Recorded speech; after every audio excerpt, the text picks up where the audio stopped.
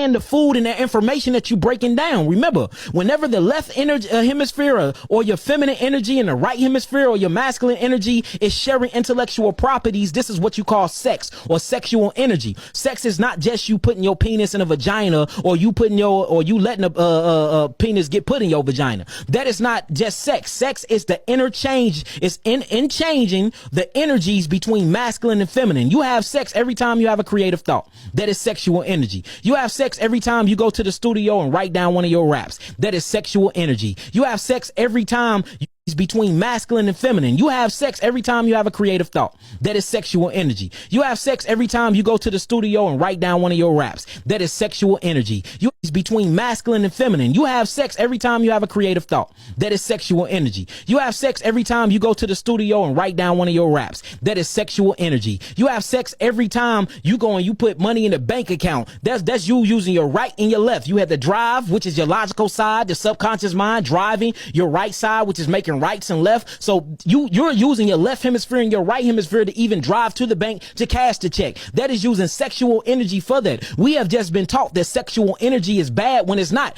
If you're thinking right now, you're using sexual energy. Unless you left-brained and everything you think is just logical, everything you think is acidic, everything you think is just mean, everything you think is just hateful, then you have homosexual energy going on because you too left-brained. You see that? You too masculine.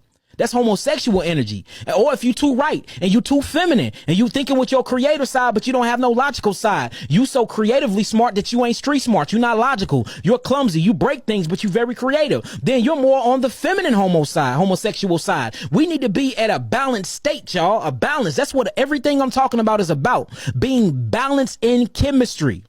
And you cannot be